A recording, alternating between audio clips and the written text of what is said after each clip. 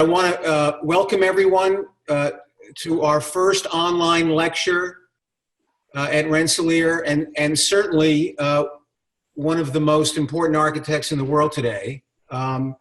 Just to say a few things about the format, I'll give a brief presentation introduction to Thom's career, which is most impressive. Thom is going to present a few projects. He mentioned to me in a conversation a week or two ago that he would prefer to make it shorter and then get involved in participate in a conversation with me and then open it up to the school. And I think it's a great idea. So why don't we begin? And here we go. Okay. It is with great pleasure and a genuine honor to introduce tonight's speaker, Thom Mayne, an internationally renowned educator and architect. His profound impact on the profession cannot be overstated. His prolific body of work spanning over 50 years is comprised of some of the most important contemporary buildings that have emerged in our profession since the second half of the 20th century. Celebrated for his unwavering passion and commitment to the discipline since the launch of his firm Morphosis in 1972, Mayne has established a legendary reputation throughout his career as a brilliant creative force, always in pursuit of a more radical and novel conception of architecture. A fierce proponent of the integration of teaching and practice, Mayne has left an impressive wake of influence in schools around the world through his innovative pedagogical approach, generous mentorship, and powerful advocacy in support of moving the most spectacular ideas in academia out into the public domain. His illustrious body of drawings, collages, and models have served as an inspiration for countless architects over the years, and are broadly recognized as some of the most exquisite examples of visionary artifacts in our discipline today.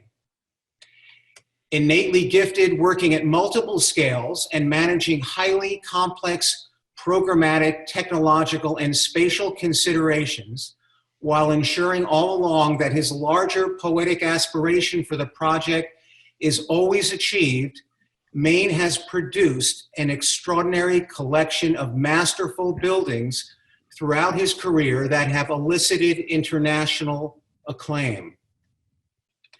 In recognition of his design excellence, the cultural and creative authenticity of his work, and his unwavering efforts as a powerful champion of architecture, as a noble and transformative endeavor, Mayne has been the recipient of 29 Progressive Architecture Awards, 100 AIA Awards, the American Institute of Architects Gold Medal, and the most prestigious award bestowed upon any architect in the world, the Pritzker Prize.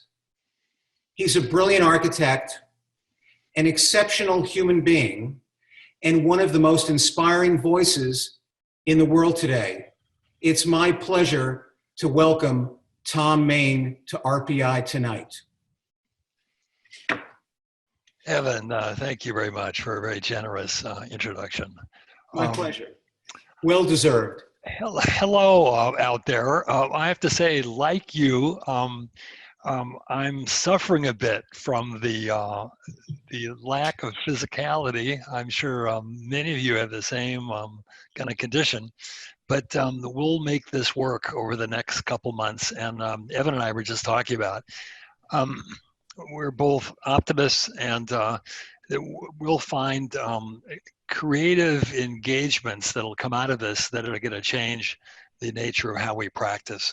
And it's something will come out of this that's extremely kind of interesting in terms of kind of how we kind of integrate and deal with the difficult kind of problems that we deal with as architects.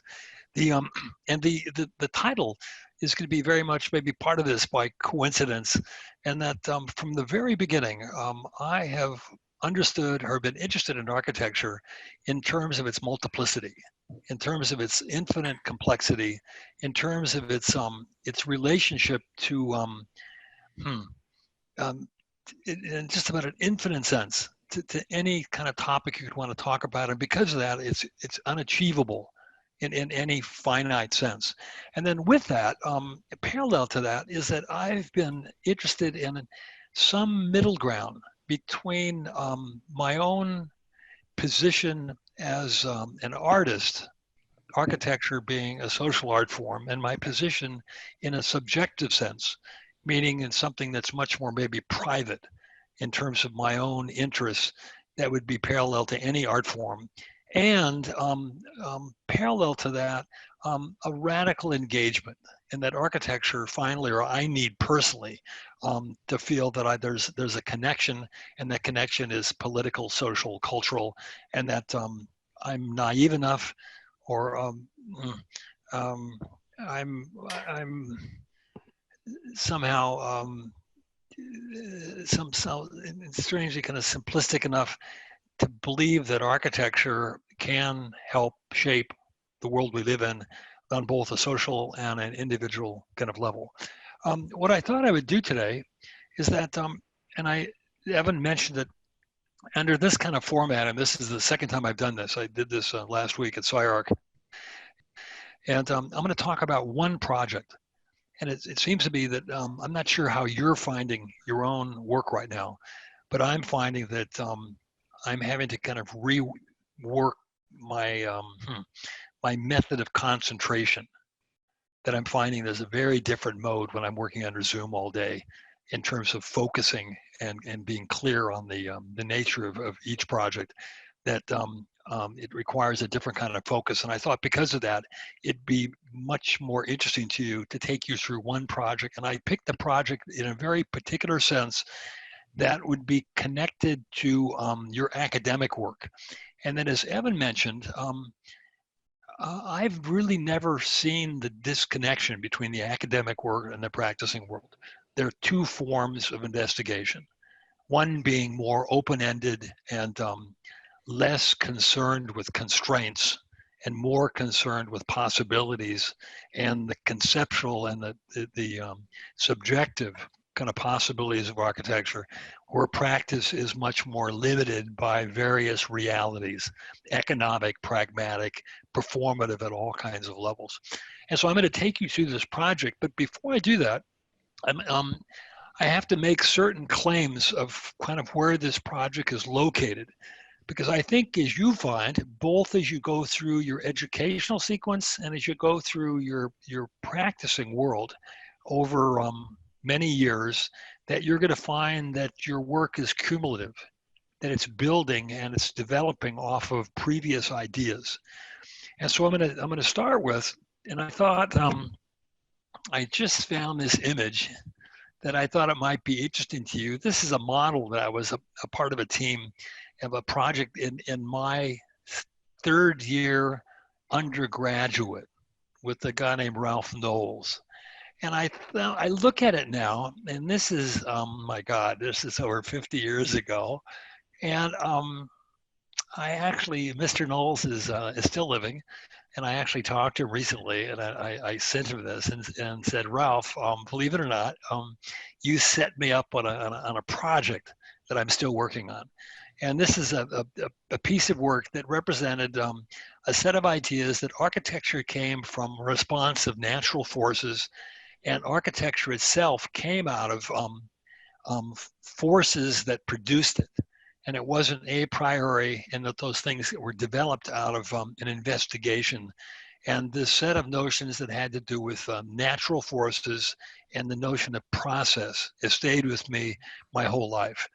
Well, so I get out of school, and I'm also realizing that I'm starting to practicing in the 70s, and modernism was somewhat exhausted. And of course, in the US, there was a short kind of phase of postmodernism, et cetera. But there was a combination of a revolt, but really kind of the end of a project at a certain level. And I was just left open to look at kind of possibilities. and I had absolutely no clue of where I was going. And I would think because of where we are today, many of you might be in the same place, and that it would be hard today to find any singular idea of what architecture is. And I think you'd find with your own instructors and the architecture you're looking at that you're going to see huge numbers of modes of definition of architecture, and that you're going to go through some sort of phase of defining kind of the nature of your project, right, as you come through school. And so I'm starting this my first built project in Venice, California, and I'm looking at probably I just came back from Paris and was visiting Pompidou with Piano and Rogers and was interested in technology, and then I'm going back to school, a grad school, and I got fascinated with the Cadenza and particularly Aldo Rossi, and I did this house, but came out of it with these drawings about construction. The house is kind of nothing now. It was just an interest that I had no clue still what I was interested in, but the way we put it together ended up kind of sticking with us. And again, you start exploring things and you're not even kind of clear what's going to be the most kind of important thing that kind of comes out of this. And then a project for a house is now not a singular thing, but it's actually a collection of things, and it's starting an idea that has to do with urbanism, and it's going to have to do with the relation of land and building. And again, I'm still searching. And at this point, I think I just become aware of Pichler, and out of that, Raymond Abraham and Lebbeus Woods and the diggers and characters that are dealing with the groundscape as a mart. And then this notion of a collection of things that both had to do with the physicality of making and notions of organization, which were more fragmented. At the time, they were talked about deconstruction, but I was really never interested in deconstruction. I was interested in construction, and I was interested in the multiplicity of systems, not taking something apart, but having multiple systems that make something, and they're all left somewhat incomplete. And then I would think parallel to many of you, you start in smaller projects and you're doing competitions, and the competitions allow you to explore something you're going to be working on in the future and that have much more robust potentialities in terms of the issues they deal with, having to do with the scale. In this case, something that's urban and that has, this is the competition for the expo, but it came out of it on the upper part of the slide was a notion of ground. And we were kind of pushing this idea of constructed landscape. And at this point, I'm looking at, and I'm getting very interested in the earth artists, particular Michael Heiser, and we're going to start looking at kind of a very different notion towards figure ground and the notion of a very active ground. And that's going to show up immediately at another competition. And now we're working with Wolf Pricks, and we're doing a competition for a theater, and it's going to be very much about landscape or groundscape in building. And then we're going to realize our kind of first residential project is going to have very much to do with this again, about something that measures land. And it's, we're moving architecture from typology to morphology. We're not quite there yet. We're somewhere in between. And then again, a drawing of a school that now we're very much interested in augmented landscape, and we're developing a language. This is very much part of a notion of shifting land. And if you look at that little drawing in the above, that's actually what we showed our client.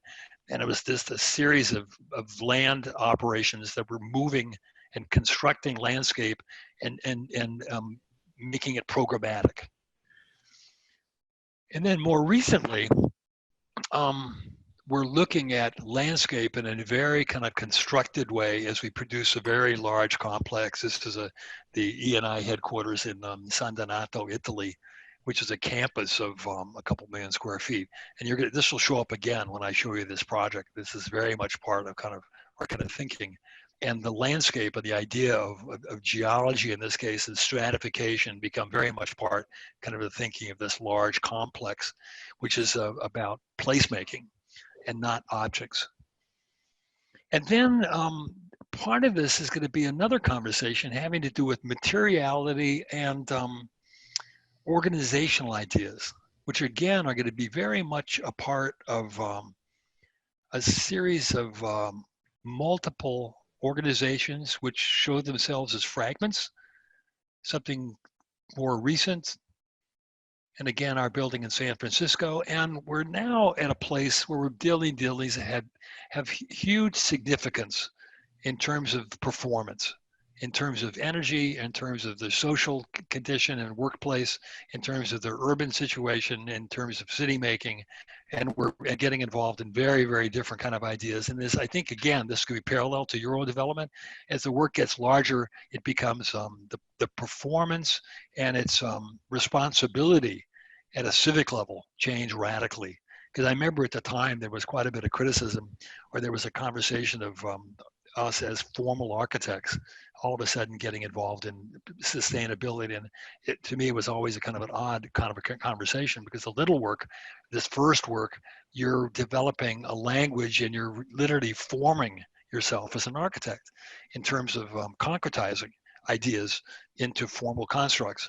And as the work gets larger, it opens up opportunities for broader agendas, all of them having to do with the public, et cetera. And this time, the interest in complexity, in the inherent complexity of architecture, and in the use of multiple systems that develops these kind of possibilities is much more in alignment with the work we're getting.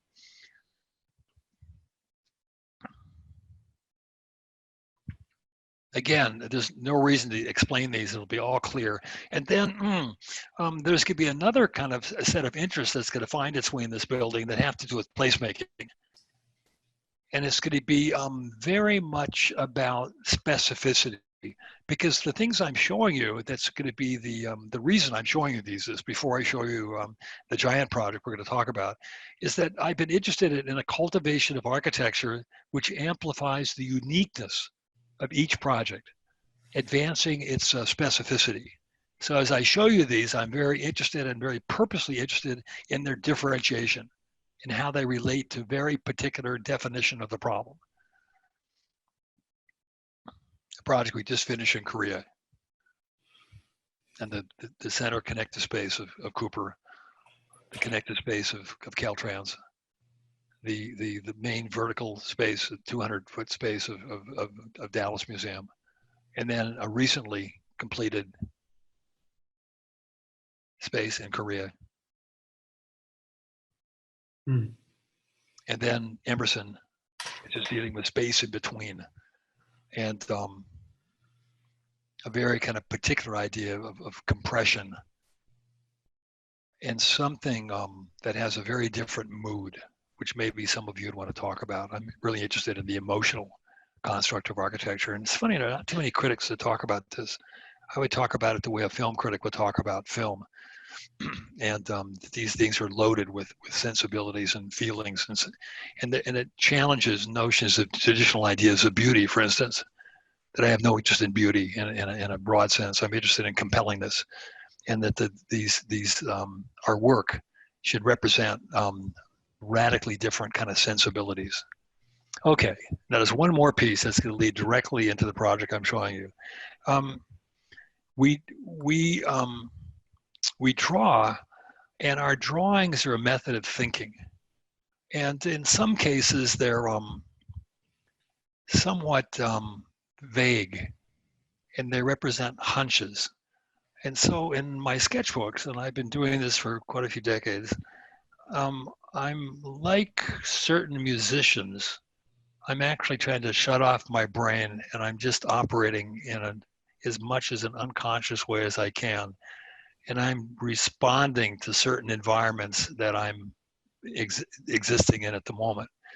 And I've worked with drawings in various formats. This is it comes out of ICE and is done in Finland, and they're multimedia, and all of them are exploring notions of organization, or it's going to be very much connected to the nature of the way I'm going to organize physical space.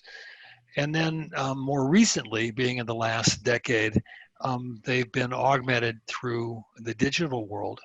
And of course, I'm looking for chance behavior. I'm looking for accident.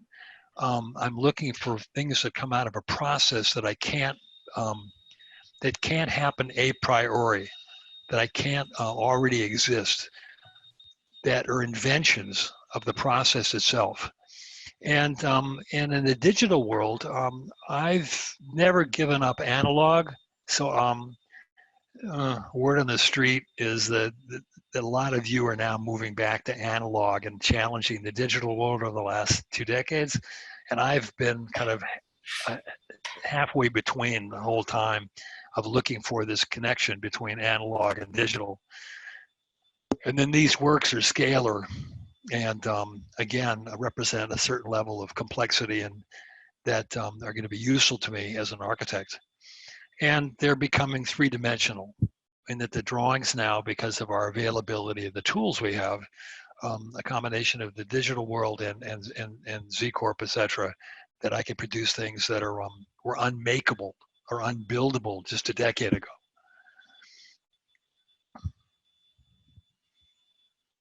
Okay. What I want to do, and I try to make it as literal as possible for you, to make it as kind of clear. So as I look at this piece of work, it's a research center in Shanghai, and it's a campus. It's about 3/4 of a kilometer long, end to end. I'm going to start with one of these drawings, and these pieces are they're going to be interested in groundscape. And I showed you the whole series of pieces of work that lead up to this, that have to do with the relationship of architecture and ground, and looking for a new, again, a hybrid, something between typology and morphology. And they're going to be very much involved in the complexity of space making. That's going to be interested in an urbanistic idea that translates the complexity of our cities that are developed over centuries. And it's going to use a combinatory language. You're looking at 4 systems at work, and that'll go back to the Blades house at a simple level, and it'll go back to the first project I showed you with Mr. Knowles when I was a 3rd-year student. And there are going to be strategies which maximize the uniqueness of differentiation that resist any singularity. And they're going to be operational methods that reinforce relationships versus objects. And all of them are going to be looking for chance behavior, unfinished, incomplete, open, spontaneous. Understanding accident is the most kind of interesting and fertile territory for our inventions and for our innovations.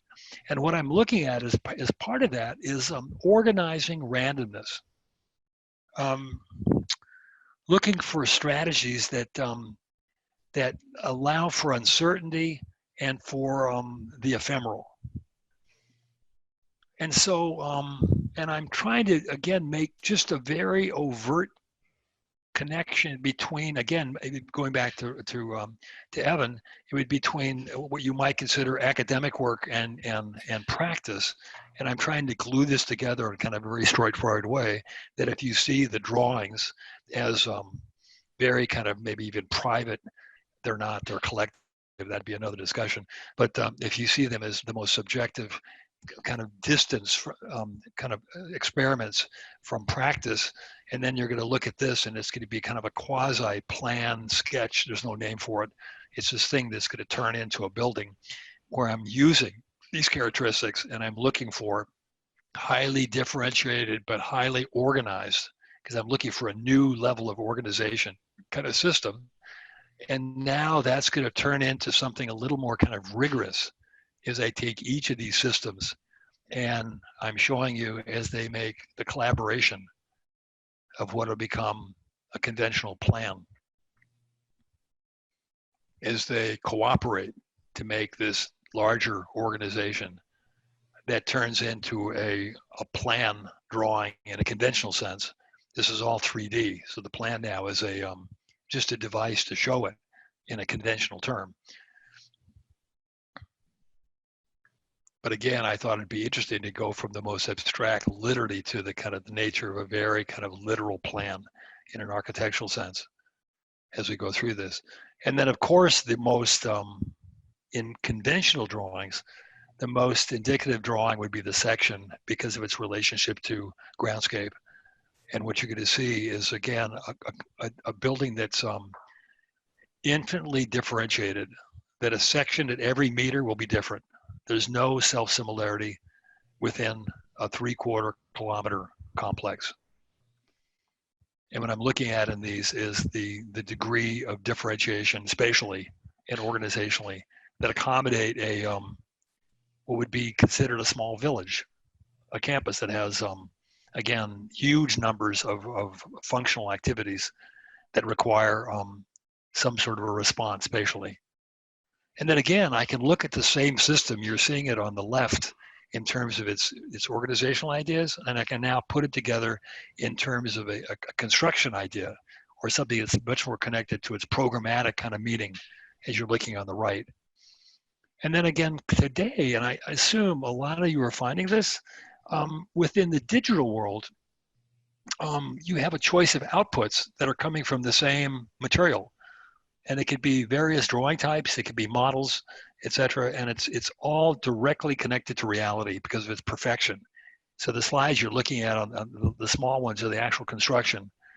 And today, and maybe some of you, again, this would be interesting that you would want to pursue this, we're engaged in kind of all aspects of the work at a very early stage. So this is a structural model that comes out of my office, right, that we're working on. And in fact, I've got a young person who was just a year out of school that's doing this.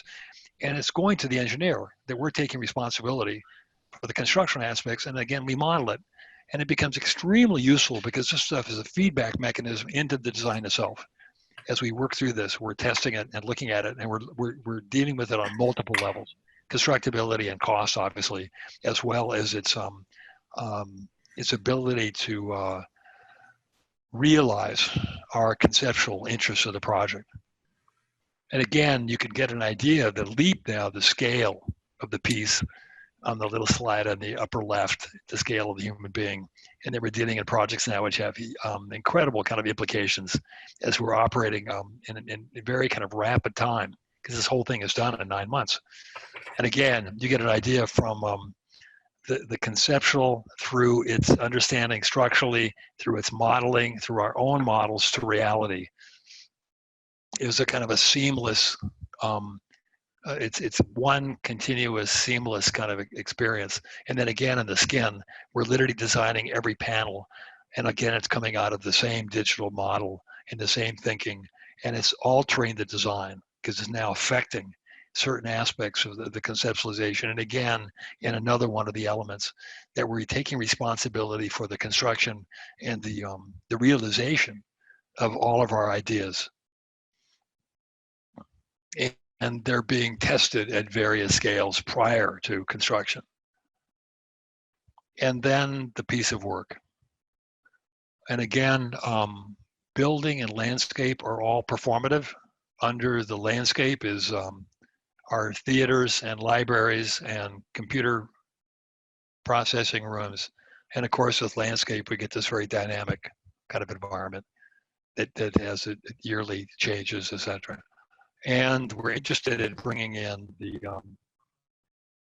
farm and urban, which is another discussion I'm going to end with as we look at this implication of this in terms of an urban level, and that we're integrating, by integrating ground and landscape and building, we're going to talk about an urban idea where the two of them become singular.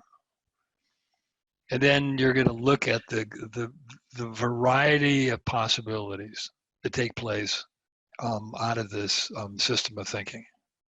All of it having to do with the radical interconnection between building and landscape.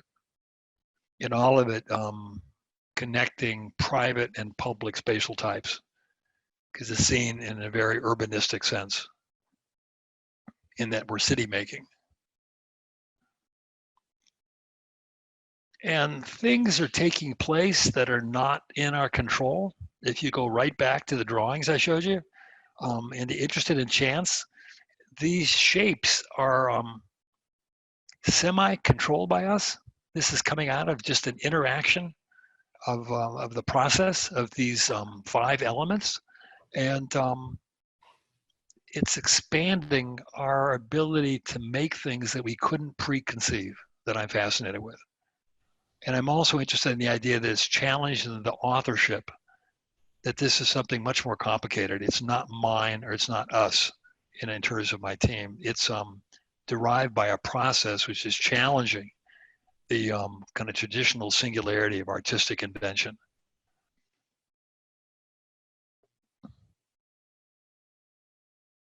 And it's producing, again, kind of infinite possibilities and conditions that I couldn't possibly produce.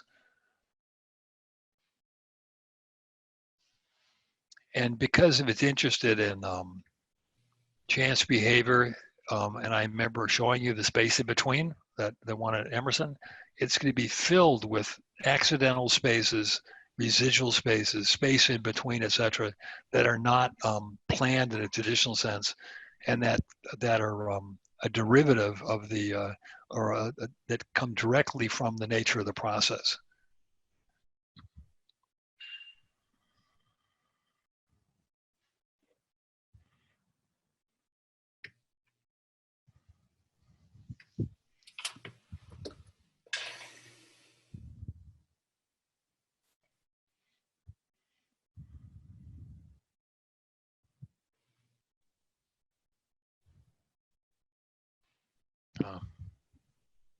Oh,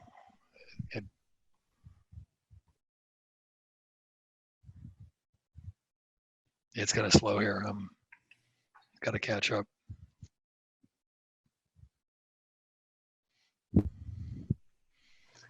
again, as I go through these, what I'm interested in is the enormous variety of spatial types that's coming out of this organization. And what I would ask as a critique is that, are we within the bounds of coherency? Is it coherent? Is it organized, right? And how far can I push the limits of this differentiation and still have something that's clearly organized? I'm interested in the terms of that organization. And then again, each of these, we could spend some time talking about. This is where the ground surface lifts off, and I'm describing the ground system, the one that we're digging, and what is seen as the ground as the roof surface. And I'm separating that to discuss the artificial nature of the constructed landscape that we're producing.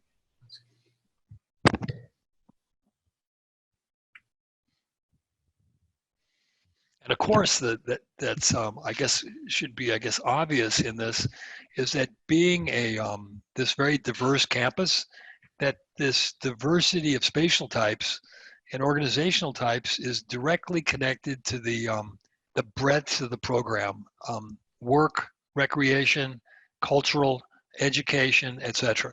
And again, I see it very much as an urban, as a city model, and as more and more we see these things as connected and not isolated. And they happen within a singular environment.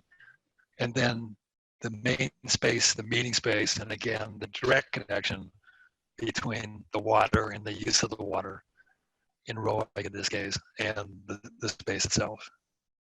Okay, I'm gonna end with three kind of ideas, and that and again, you alluded to Evan's introduction, and that working over 4+ decades, each project in some way leads to another project. And it's the ones I showed you from the very beginning, there was an evolution from project to project, right? And I try to tap in a few of those that become evident. As differentiated there's common themes or there's interests that you're pursuing. And in this one, there's three things they're coming out of this. One is the digital world, and as it's moving into artificial intelligence, or let's say a quasi-artificial intelligence through scripting, etc. So the three-dimensional drawings I showed you earlier are now scripted, and I just showed you 100 that I now have vast ability to look at alternatives that are produced in 3 days. This represents 160,000 person hours of work, by the way. And I can take another one and show you another 100. They could be infinite. It's irrelevant here. And it's scripted. again, this might be for certain people more interesting than others. This is going to change how we practice architecture. And it's going to be either good news or bad news, how you want to approach it. Again, I'm looking at 300,000 man hours of work and the things I just showed you. And I'm now given huge options. And what's really interesting, the one I produced, or we produced, that I made selections for, I found 50 of these more interesting than the one I labored at for whatever a month. Yeah. And conversation. Number two, we're using some of this notion now of the control of language. And if some of you are aware of Eisman's numbered houses, Evan, I see this as a continuation in terms of the discipline of Eisman in 70. We're taking this language, and now we have the option of looking at quite a few kind of options in terms of the invention of this in 3 dimensions. And so I'm taking this to a different scale. This is a 60 by 60 foot cube. These are 3 pavilions that we're building in Nanjing. And they're going to be looking at how differentiated I can make these 3 things that come out of this similar language. And we're just about at the level of scripting this, which would be the next image I show you if I have 6 months from now, that connect to the 3-dimensional drawings I was showing you. Whoop. Whoop. Supposed to turn. There you go. And again, I'm looking for possibilities that I couldn't invent, and certain levels of spatial and formal complexity, but it's highly disciplined, because this is not private work, this is collective work. This is work that comes out of a group of people as we have a discourse in terms of what the rules are and what the systems are that make these things. And of course, they're 3-dimensional, so the interior and exterior are the same. And again, we can operate in a very kind of complex level. And lastly, and this would be represent 2 or 3 more lectures. Whoop. Its relationship to urban projects. And this is the kind of the most difficult thing I think to lecture about, because these tend to be extremely complicated projects, and they're presentations that last a couple hours. But I can tell you that it might be kind of quite obvious here. The interests I have are absolutely connected to large-scale problems which require, and I think there's a dearth of organizational ideas or methods of thinking that deal with the types of problems we're given today. This is a project in Chengdu. This is a real project. It's maybe 8 million square feet. It's an increment that's built today. This is not even rare today. There's another project I want to show you that I can't show you, that's private. And we're working on a project right now for a city of 1 million. And that's not impossible today. And for me, the things I'm talking about, what I'm showing you, are interesting at this scale, where we now need systems of thinking that allow us to deal with the complexities and the layers of disciplines that we're organizing to produce this kind of work. Thank you all. Standing ovation for that presentation. And you know, it's interesting. People have asked me, you know, you're often asked, describe a specific architect. Give me a phrase. And I mean this in the most genuine way. I think of you as a kind of tour de force. There is an incredible exuberance and ongoing stream of consciousness and curiosity and passion and love for architecture and search throughout your entire career for this ineffable thing. And you described this using different words early on. There's a lot to take from this presentation, and certainly I'm reminded of the effort that you put into thinking about the audience here. And the audience is really the next generation of architects who probably see themselves in a rather anxious moment in their life, not only because they're studying architecture, but they're also studying it during the time of a pandemic. And you've been a hero for generations of architects who've had to deal with the banality of a paradigm that often separates academia from the practice. I remember a term that would drive John Hayden crazy when someone would sit on a jury, an architect, of course, maybe not an educator, and they would say, well, in the real world. And it would drive me crazy. Whose real world is the question, right? John, you know, with an incredible Bronx accent would say, this is the real world. We're in the real world.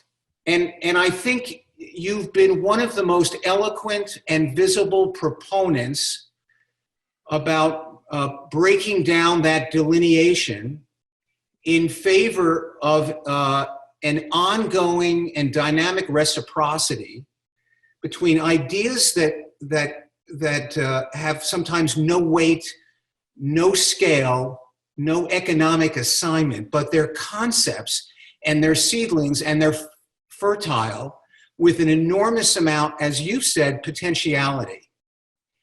And you're one of the few architects, and you've reached this incredible stature and recognition in your life as a Pritzker Prize winner. The office is robust. You have a ton of commissions. The last slides indicate you're working at the scale of cities. Yet, as your lecture highlights, there's a beautiful and necessary continuum between the production of abstract, radically experimental drawings and models that may have at their outset no specific determination, right? The assignment of meaning has been purposely and consciously left out in order that they become impregnated with infinite futures. And if I were to describe, and this is, I'm so excited by the presentation you've made. You didn't use the word mystical, but I will, and I kind of see the practice and your commitment to those more ephemeral, ethereal, and experimental modes of creative activity as a kind of the way a shaman would work.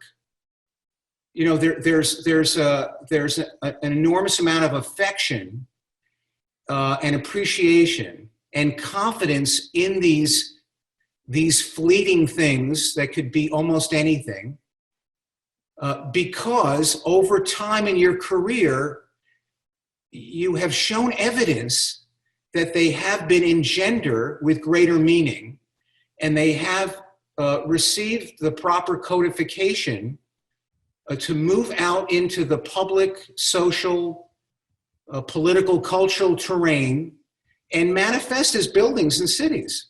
And I think that's an extraordinary realization.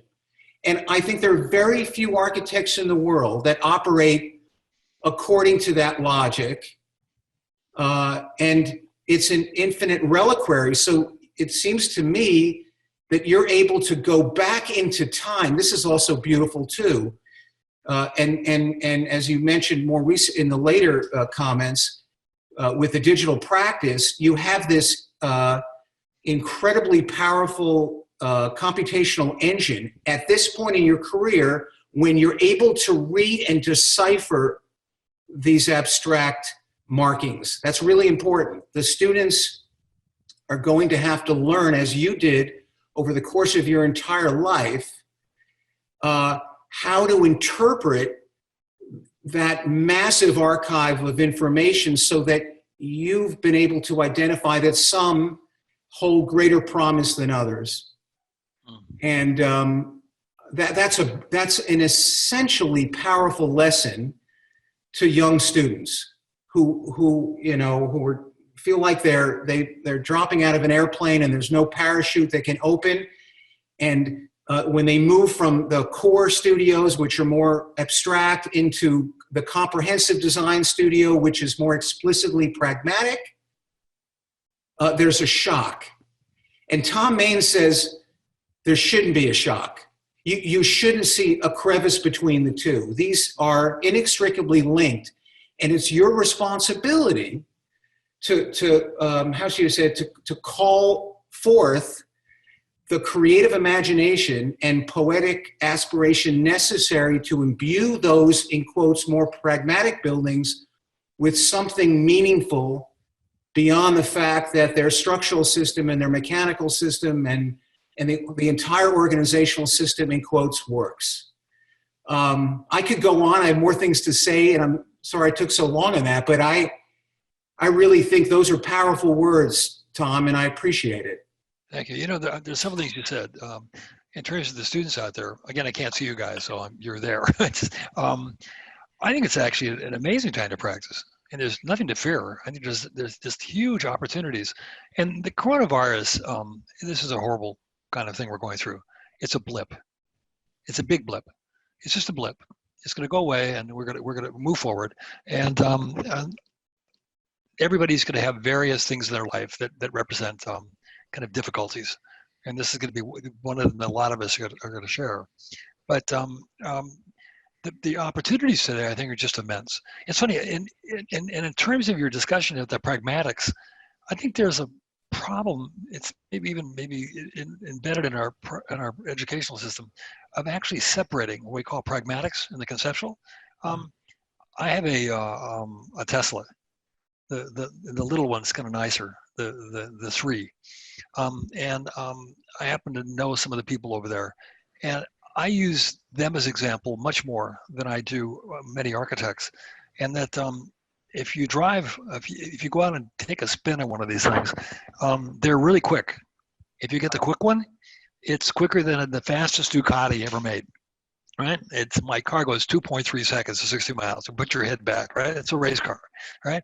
And it turns corners in an outrageous way, and it has a great radio, and it's quiet, and it's macro. I'm living in the city right now, but nobody's driving. It's absolutely amazing here in Los Angeles. The air is clear. It's like it was in the 40s, right? And what they did is they took 3/4 of the cars off the freeway, and it reminds us of what could take place. And that's what he's doing. If everybody used his automobile, and if you look at that, there is absolutely no separation between the broad design vision of that vehicle and all the technical requirements by the various team members. And I think it makes a much more interesting model. And as I was showing you the development technically of the giant building, right, I've got people that are using their creativity just the way other people are using it, in terms of, let's say, if we have kind of specialists, as we use it conceptually, that are inventing stuff to make this building exciting and work properly and perform at a high level. And I think, and then with the computer environment, there's an automatic connection because of its demand for specificity and its mathematical and geometrical perfection, right? You can't make, it's no longer a sketch, which has that looseness, right? It's precise. That actually pulls these two things together. And then with that, I would say, comes the use of all of you have very different skill sets, and you have different brain types and synaptic types, and you're all not meant to do the same thing. And it allows for an openness of an area that you're the most interested in and the most capable of, or the most interested in terms of the various territories from conceptual to realization. Does that make sense? Yeah. You're not going to hear an answer yet, but Thom, I don't know if I ever told you this, but I went to the GSD in the late 80s, and your firm had an exhibition in the lobby of the GSD. I remember. And it was the 6th Street drawings. Oh my goodness. And they were gold leaf. Yep. Copper leaf. Copper leaf. And I got to tell you, they blew us away. And you know, for a lot of reasons. One is precisely what you said. They weren't entirely decipherable. And that's in other words, you didn't have it was challenging certain conventional systems of codification because you were collapsing all the projectional systems onto each other. And rather than take the layers away to reread the origin, it was making a third condition. Mm. And on top of the fact that there was a level of material seduction, and I would even argue eroticism in the work that was operating on a whole nother level, right? They were precious, they were glorious, they were enigmatic. So the reason why I bring it up, aside from the fact that I never shared that with you, is it seems to me that when it comes to identifying the opportunities in each of the tools that we encounter, it's never, and you and I can share this, it's never about whether one is better than the other, but that they offer a different set of conditions. They have their own inadequacies, and they require an author to engage in order to ultimately move them into a critical arena. I would argue that your early work prior to the computer, which was based on a laborious ritual of making things and dealing with the resistance of materiality, actually contributed to your ability to be so, how should I say it, refined and exact and open-minded with your critique of the things the modes of creative activity that you're engaged with today. In other words, you come to the computer with an entire era of knowledge, right? And whether you're conscious of it or not, it must be participating in the curatorial assessment of those digital iterations that you showed us. Because I could give you another 100 architects that could push those buttons and they wouldn't know a damn difference. They wouldn't know why one is better than the other. That's interesting because during this period of time, I've lost the pictures of him. How do I get it back? I can see my slide now. I've lost the photograph of you. Of me? Yeah. What do I hit here? Robert has to come in on this one. Okay. Anyway, it's interesting you say that because I can during see this period of time when everything's off of Zoom, and again, another half an hour. This might iterate with some of your students. I literally go to the office every morning, every other morning, literally just to be in part of the physicality of the models and the things we're making, et cetera. And then we have 3 people still working on that. We have only 3 people left in the office, and they're all in the shop because it's just absolutely necessary for me that I have to be connected to that physicality. But again, I think that the computer world operates both ways. It allows us to produce things we couldn't even produce. The tools have just gotten much more complicated, or more. That allowed us to do things that it just expanded our options and our potentialities. Hey, Tom, why don't we open it to the audience? So they're going to type in some questions. I'll read them. Okay. And you can take it from here. Yeah. Is Robert around? Yes, I believe he's the one who's just asked everyone to type in questions. Okay. Could you also, I've lost your face. I just have my presentation mode on now. Right. Try to do escape or Alt W to see if that'll just close the presentation. This is my lecture. I've got presentation mode. Nope. I pressed Alt Escape. Have I lost all of you now? I see you. I hear you. No, we can still see you. Okay, let's not worry about it. Go ahead. Okay, any questions coming in? Well, if we don't have any questions, I have more, but they haven't come in. Okay, so Tom, here's one. I'm going to read it. With the rapid advancements that are emerging in synthetic biology, material science, sensor networks, and human-machine interaction, the classical delineation between living and non-living matter is slowly being eradicated in favor of a new regime of animate material behavior. From your perspective, how will this influence the next generation of buildings in our profession? Oh, really interesting question.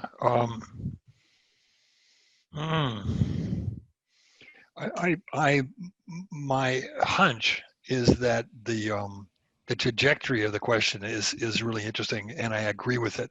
Or my hunch is that I agree with it, and it goes beyond my own field of knowledge. But everything that I talked about today absolutely makes reference to biological models having to do with the interest in complexity and the relational systematic response that comes out of biology and its dynamic character.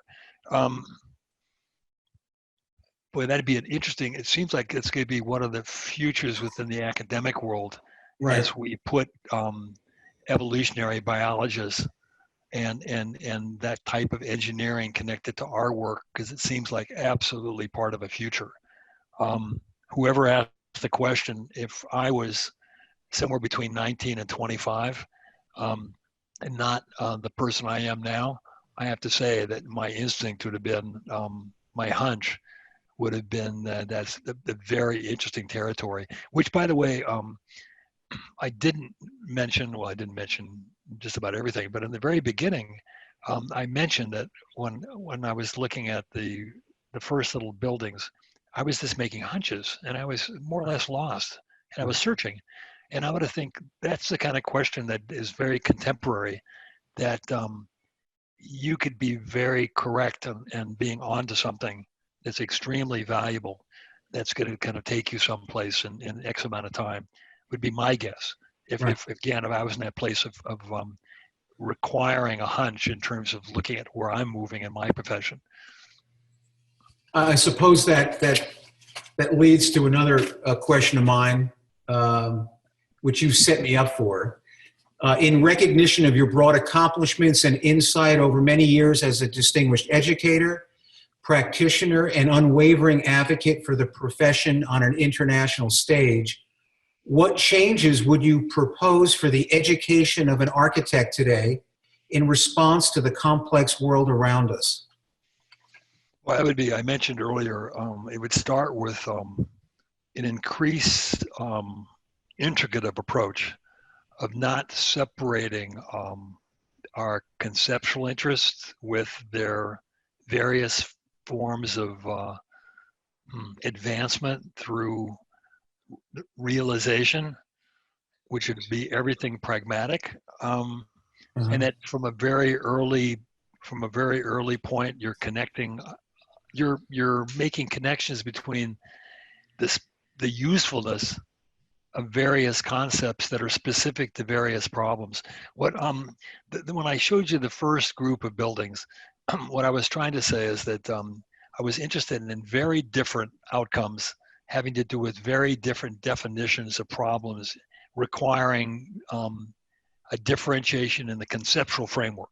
It's not using the same conceptual framework. And so that in my generation, very different than a Louis Kahn, who is developing a language, and that language becomes the connective tissue of all of his work, regardless of the type of work. Complete different kind of attack on that problem. I've used Exeter as my model, incredibly beautiful piece of work, but to me, absolutely irrelevant in its formal fixity, etc., that it's literally an impossible kind of problem. And Corbusier left a much more interesting model because he left open various formal kind of options that allowed him a much more diverse kind of approach to a problem, a more flexible, malleable kind of approach. And but I think what's important is that there's actually a connection between a particular conceptual idea, which is actually a strategy for solving a problem. And that connection needs to be made earlier on. You can't just make assumptions that that some concept works randomly for various types of problems. And again, what I tried to do here in terms of the development of first to the last project is lead you to the urban project, which came from an interest in the very beginning from multiple systems and complexity into a series of ideas that didn't have the problems that served it yet. We used to be criticized of being overly complicated and overly complex with simple problems, and it was correct in a way. We didn't have the problem. We didn't have a problem that offered the necessity for that strategy. And over time, it became clear, and then it became clear that we needed to be more in tune with early on in discussing the appropriateness of a particular strategy for the kind of problem we're trying to solve. And again, going back to the medical, I think that'd be absolutely it'd be connect to a biological conversation. Hey, Thom, I know your time is limited. We're getting a lot of questions are coming in, so maybe we'll play a game of speed chess. I'll ask the question, and maybe you answer it in a sentence or two, and I'll keep going on. Got it. This is from Dylan Rundle, speaking to the process of scripting form that you ended the lecture with, that hugely changes the act of design. What do you see your responsibility as the designer in that new paradigm? In that context, is design an act of discovery, a critique?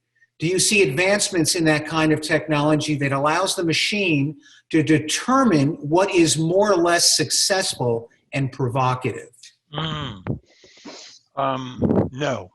The machine, in this case, the use of scripting is following a set of prescribed performances in formal terms. And I just put, can you see the same image? I just put the image up again. No. So you're not on the presentation anymore. Oh shoot. But we're giving it values. What it's doing is it's allowing me to discriminate large numbers of options that promote the process.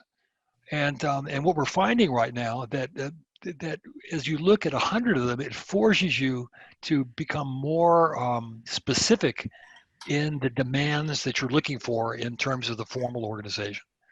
Because we're looking at these now, realizing that we have to be more, it demands a more conscious attitude of the desire of the project. And the desire comes from us, not from the machine. It is just giving us the mechanical, vast numbers of physical options. Great answer, Thom. Samuel Harrison had a similar question, but so I'm not going to ask it, but I do want to restate his first sentence. Thank you for the amazing lecture. This is for Felix. Thank you. Thank you for the presentation. The work is extraordinary. In the projects that you have shown, there is a constant theme of juxtaposition and conflict in regards to the different systems, whether structural, volumetric, or material. You've described this as an organization of fragments, and I'm curious how you, as well as your office, begin to establish the hierarchy of these systems. Which dominates? Which becomes more submissive?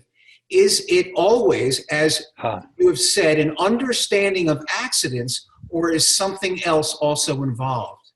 Wow, good question. Trying to attack hierarchy, ain't none, is the answer. And that I'm realizing with the pieces I showed you that there's the fragment or the part whole is what I'm really changing. I'm attacking the convention that starts in the Renaissance. It's Palladio, and I'm in the relationship of part whole, and I've given a larger role to part. And as you understand that, and as you look at these various configurations, you realize that there's no ideal. That in every scheme I'm looking at, I can produce large variety of options. That there is no ideal, and to do that, we're getting various levels of not even hierarchies. We're challenging hierarchy in a different way because of that, in terms of the role of the part in each project, both formally and in functional terms. The the yes, I'm missing it. There was something, an internet question was interesting. I missed. Do it again. Which dominates, which becomes more submissive? Is it always, as you have said, an understanding of accidents, or something Okay, else? all right. Also Yeah, involved? and then the accident. Again, I would go back to your comment of Hayek when you talk about reality. I can't separate my interest in fragment or the fragmented notion of the world as I see it and as I've lived it. And it's both an intellectual conversation that we could talk about Latour and the notion of systems, and you go through all that kind of stuff, or it could be personal. And in terms of my own life, in a very personal sense, it represents, my work represents to some degree something I can't separate from that. And it's a world that can only be seen as, to some degree, accidental, etc. And so again, as you were discussing Hayek and reality, my audience out there, all of you, you're in the process of constructing your own reality. There is no reality. It's absurd. In fact, you could claim today, especially today in this country politically, that what we see as reality, being that outside world, is the most kind of absurdity, right? And the reality is somehow much more private to your own kind of construction of the world, and your construction of the world within political and cultural and emotional and psychoanalytic even kind of terms, right? And that's what happens as you're growing up. We all completely are continually redefining that reality, and there's no question that leads to the work and some of the answers to the questions you're asking. That it's not seen as it's seen as normal. I'm interested in connecting to the world. I want to be like everybody else. I'm not interested in being different. Yeah. I'm just producing something that I think I'm looking out the window. My notion of Finnegan's Wake is James Joyce. It's his recording of looking out the window. And he saw something earlier than the rest of the world saw. Make sense? Yes. He saw something that didn't represent the kind of invented continuity and clarity and simplicity of everything kind of connecting and fitting together. Nothing fits, right? It's a series of conditions that represent kind of an infinite a set of possibilities that have to do with the complexity of the world. And I think again, as you kind of form your own notions of kind of who you are and how you belong to this world or how you don't belong to this world, it's inescapable that it affects your architecture. And it gives you it's the you. It's your, it's funny, so many people seem to be interested in kind of authorship or personality, and it's something that you shouldn't have to even think about. It's just the thing that you're always constructing, right? And as architects, we're considerably, I mean, it's a real gift. We're really lucky that we're able to document aspects of our own beliefs and concretize them and build them and make them. And so when you finally walk through one of your projects, I remember when I finished Cooper Union and I'm looking up that space, it's just an immensely beautiful thing to go, that's actually something I participated in. And I'm able to actually, lucky us, we actually get to concretize them, and some of them are kind of big, and they represent hundreds of people and huge investment dollars that make these things that are that connect to our ideas and our vision of what the world is or isn't. Yeah. Hey, Tom, here's an interesting question in light of, you were talking about the pandemic. Looking at how, this is from Andy, looking at how the coronavirus has impacted the world and has made buildings and architecture so important since people need to stay inside. Do you foresee architecture changing in order to make architecture more livable and comfortable to stay for long periods of time? Maybe incorporating nature and organic materials more like referenced in your earlier question instead of sterile or inorganic designs. No, You it's put actually the outside world inside. Yeah, absolutely. It's funny. We've been talking about that in the office, and I'm just doing an interview with Plan Magazine that's answering that question: how architecture has been affected by the COVID. And but I'm finding in the 2.5 or 3 weeks we're here, and I'm here with my wife, that the rituals of everyday life are becoming much more evident and important. Um, I'm lighting candles at dinner to differentiate it from breakfast, and we're setting the table differently, and we're eating at different locations. And I think it's absolutely true. It's going to make people much more conscious of the richness and the importance of our environments. And when we're constricted, um, I'm lucky in that I'm in California, and I have an outdoor yard, and we can live outdoors. I have a son that lives in Brooklyn that's in a 500-foot square apartment, which has a different situation, but it must be even more radical for him. But I think it's actually, I think it'd be interesting kind of subject actually, if to take on as a project actually. I would think that you start realizing, what does it mean if you're confined to X amount of square feet for X amount of time? How would that change your thinking? It would definitely move the nearness. If anybody looked at my Rizzoli 6, I have a chapter on nearness, which is about intimacy and about highly kind of defined detailing and a scalar approach to architecture, which becomes very kind of important in a constricted environment, and itself becomes an interesting project connected to the broader topic here of the COVID. You know, it's interesting, Tom, just a slight example. Elaine Scarry, who I believe teaches at Harvard, and she wrote the book Body and Pain, and she talks about the intentionality behind objects, and that you can turn a tool into a weapon. The same object, based on the author's agenda, changes the value and its engagement to the world. It's fascinating how in the pandemic era that we're facing, that these buildings that were intended to be benevolent and how should I say it, porous and boundaryless, have now been concretized as very clear demarcations in space. And you could argue, for some people, it feels like a prison. I mean, that's obviously a very cynical view, and I'm not suggesting whatsoever that's my larger view of the pandemic. I'm just fascinated how the architecture that was designed under normal circumstances has essentially been reprogrammed. And its intentionality is not being used in the way it was originally intended.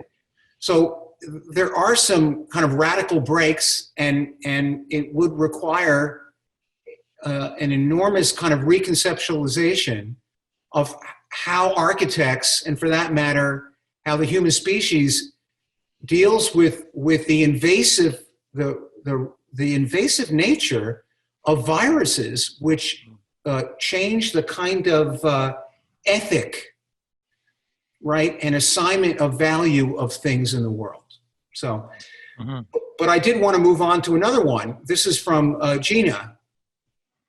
Mr. Mayne, you spoke a great deal about the design of the groundscape, landscape within a project having great importance, but also being a separate entity. I feel that in most architecture schools, and even at many architecture firms, architects tend to disregard the land as they are building on, that they're building on. I was wondering if you have always thought about the surrounding ground with this level of importance, or if there was a specific point in your career where you began to recognize the importance of not only the building design, but also the design of the land you're building on. Also, if you have any advice for ways of thinking about a building site that would help create a design of the groundscape that would be equally as interesting at the design, on the design level, for art as architecture itself? Boy, it's interesting. A lot of these questions, it could be a half an hour we could spend on them. But let me say that I think to begin with, that an early kind of hunch I had, and I'm in my 20s, is that, and it was just something that came to me naturally, is that architecture is it might have been also a carryover of the modernist project and its social and political ambition, but that I saw architecture as a radically connected activity and a relational one. And so my instinct was that architecture made connections, whether it was urban, landscape, whatever. But then as my interest expanded, I got very literally interested in double negative and certain earthworks, etc. And I mentioned in certain architects that were diggers, starting with Raymond Abraham and the Austrian boys, and it became very literal. And then it happened through that one competition I showed you, where we started realizing that land became kind of a major element. And I think from that point on, it just became interesting conceptually that we saw the beginning of projects as shaping land, not as building. It actually started with the manipulation of land. And by the time we got to the school, which was my first larger project, actually, we had already thought about that, but they weren't completely realized. They're still, they're in process in terms of the final product. And it wasn't until I showed you the Giant project that we made kind of the complete cycle. That's why I chose that project. But it starts with certain, and again, maybe I go back to the education. It starts with values. It's not formal. It starts with your own kind of notion of oh, I'm being invited to my next meeting, guys. It's value laden. And again, Evan, that might be another kind of continuation. That'd be the educational model that I would have said when you asked me about altering or a certain critique of the educational model. I think it's been somewhat devoid of being value laden. And I think if you can't separate formal or conceptual strategies from political, cultural, social desires. Right. And I think in this country, especially, I think we're kind of unique. You wouldn't find that in Europe. You'd find, I think there's an agreement in the European education that architecture is a highly political act. And I would have said in this country, it'd be kind of rare to find many students that even see it as political. Yeah. Hey, Tom, again, to answer that last question, yeah, I would have said the answer to that is value laden, that you see architecture as a connected activity. And whether it's connected urbanistically or infrastructurally or to landscape or to natural environment, it starts from a broad notion of which would get you into the middle of an ecological conversation, that we no longer separate biology and zoology. We're interested in the relationship of the two, and it's called ecology, right? And it's a value shift. It's a scientific shift of how we understand the nature of living things and how they cooperate and interact with each other. And again, everything I've showed you is about relationships. I'm attacking the object. I'm interested in the relationship between things and not the thing. It's the opposite of the triple O. Tom Wiskin and I are arguing right now as I'm just telling him he's out to lunch, that he's completely in a place that doesn't make sense, of highlighting object that's long gone, that the issue today is relational, and it's the thing between objects. And the three-dimensional drawings I was showing you, that's what they're about. There is no object. It's only relationships. And they're inventing spatial and organizational relationships that are about connectivity. Hey, Tom, we have more questions, but I know you have to move on. Those were beautiful closing words. I want to thank you on behalf of the school. I think it was a brilliant lecture and conversation, but I also want to thank you on behalf of the entire profession. As I said in the beginning of the presentation, I think your contribution to the practice and to academia has been exceptional. And resonates and will continue to resonate for years to come. So thank you very much, and we hope to keep in touch with you. Stay safe. Thank you, Evan. Goodbye, all. Have a good one. Bye-bye. Okay, you too. Take care. Take care.